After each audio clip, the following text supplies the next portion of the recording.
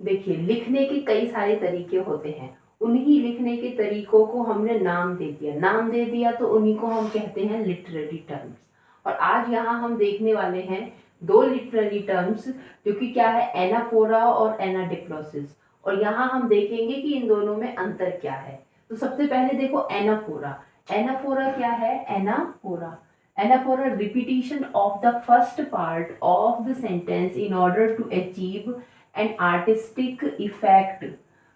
कि भाई क्या करना है, फर्स्ट पार्ट का जो भी हमारी लाइंस हैं, बहुत सारी लाइंस लिखी हुई हैं, और इसमें होता क्या है कि जो फर्स्ट पार्ट लिखा हुआ है उसी का क्या होता है, आगे की लाइनों में रिपीटेशन हमें देखने को मिलता है। जो फर्स्ट पार्ट में लिखा हुआ है उसी का हमें रिपीटेशन देखने के लिए मिलता है। और ये रिपीटेशन किस लिए, इस रिपीटेशन को इसलिए यहाँ मेंशन किया जाता है जिससे कि क्या करें, हम जो आर्टिस्टिक इफेक्ट है, अपनी पोइट्री में कुछ इफेक्ट डालना चाहते हैं, अपनी पोइट्री में उस बात को ज्यादा इम्फेसिस डाल के उसे समझाना चाहते हैं, या उसी पर बार बार जोर डालना चाहते हैं, तो हम क्या करते हैं, बार बार हम उसी को रिपीट कर रहे हैं। यही रिपीटेशन जो कि स्टार्टिंग में है तो उसी को हम एनाफोरा कहते हैं। जैसे कि आप एग्जांपल यहाँ देख सकते हैं कि it was the best of time, it was the worst of time, it was the age of wisdom, it was the age of foolishness. आप जानते हैं चार्ल्स डिकिंसन के वर्क से ये ली गई है, नाम है उसका टेल ऑफ टू सिटीज। और इसी तरह के वर्क हिंदी में आपको भी देखने को मिलते हैं। अटल बिहारी वाजपेयी जी की पोइट्री में भी देखने को मिल जाता है, जहां वो कहते हैं, यह अभिनंदन की भूमि है, यह चंदन की भूमि है, यह तर्पण की भूमि है, यह अर्पण की भूमि है। तो देखो क्या हो रहा है, रिपीटेशन हो रहा है ना, यह।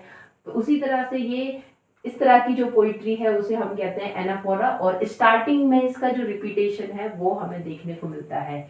इसी के जैसा है एनाडिप्लोसिस, यहाँ पर भी हमें रिपीटेशन देखने को मिलता है, पर ये जो रिपीटेशन अपीयर्स होता है कहाँ, at the end of a clause.